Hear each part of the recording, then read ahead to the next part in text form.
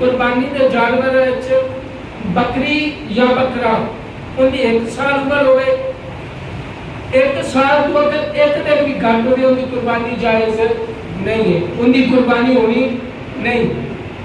कुर्बानी के विच बकरी होवे बकरा होवे उनकी 1 साल उम्र होना शर्त है। कट्टा भैंस मझ वगैरह है गां इनकी उम्र है 2 साल। कितनी? 2 साल। और जरा ऊंट है उठ जिन्हों आखा जाता पंजाबी ऊंट इनकी 5 साल। कितने साल?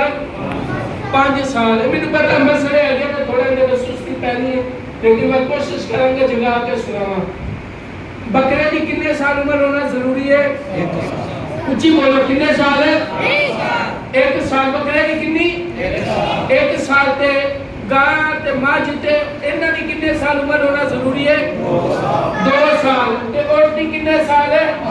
5 साल। अगर इन दे कोई एक दिन भी घट होवे तो उनकी कुर्बानी जायज है?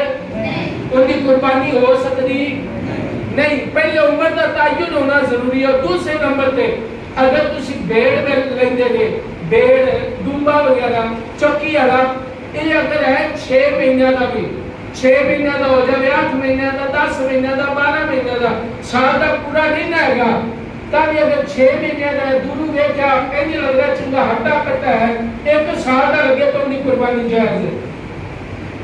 भेड़ ते दुम्बा चक्की वाला ये अगर दूरू वेखन ते 1 साल का लगे उनकी कुर्बानी जायज है, कुर्बानी हो जाएगी।